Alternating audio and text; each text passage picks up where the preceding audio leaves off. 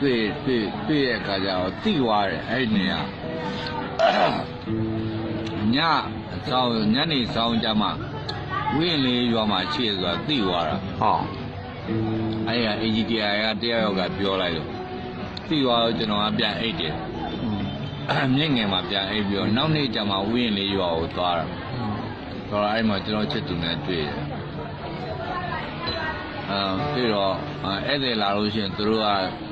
စာတင်နေအခုအဲ့ပေါ့စာမတင်တဲ့အချိန်မှာဘာလုပ်နေဆိုတော့ဒီရွာကနေနေအလုပ်ကိုကူလုပ်ပေးနေဟုတ်ရတနည်းအားဖြင့်ပြောရင်တော့ပဲရွေးပေးနေတာပေါ့အဲ့မှာကျွန်တော်ရောက်သွားတော့ကိုညီလာပြီပေါ့ဆိုပြီးကျွန်တော်ရှိကိုပြေးလာတာစာအချက်ဟို94လမ်းဟိုမှာနေတော့ပေါ့မလေးမှာ94လမ်း32လမ်းမော်ရာကီဝါမှာပဲနေတော့အဲ့တော့သူနဲ့တနေ့လုံးစကားပြောခွင့်ရသွားတာပေါ့သူဒီစာသင်ချိန်ကိုဧည့်သည်လာတွေ့တဲ့အတွက်စာသင်ချိန်ကိုလိလူရှုလို့ရသွားတာပေါ့ညနေကြတော့ကျွန်တော်ပြန်လိုက်ဖို့ပေးတယ်မန္တလေးစကိုင်းကားလမ်းပဲပေါ့အဲ့ဒါလေးကို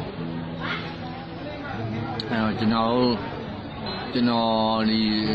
စကိုင်းစရာကနေပြီးတော့ကားကိုတားဆီးတဲ့အခါကျတော့ကားခင်ဗျားတို့ကန်ကောင်းတယ်ဒါစကိုင်းမန္တလေးကားရဲ့နောက်ဆုံးကားပဲပေါ့ဆိုပြီးတော့အဲ့မှာကျွန်တော်ကအဲ့ပေါ့လမ်းတဝက်အထိကိုပြန်ပို့ရင်ဆိုကောင်မလေးကအဲ့ညိုပင်ရိတ်မှာပို့ပြီးတော့သူကကျွန်တော်မန္တလေးပဲပြန်သွားတာကိုသူကငေးကြည့်နေရင်းနဲ့သူလည်းဥယျာဉ်လေးရွာပဲကိုပြန်ထည့်သွားတယ်ကျွန်တော်ကလည်းစကိုင်းကနေမန္တလေးကိုမတ်တရစီးပြီးတော့ပြန်ရတာဟုတ်တယ်ဘယ်နှခုလောက်လဲကောဘယ်နှစ်လောက်ကြာလဲ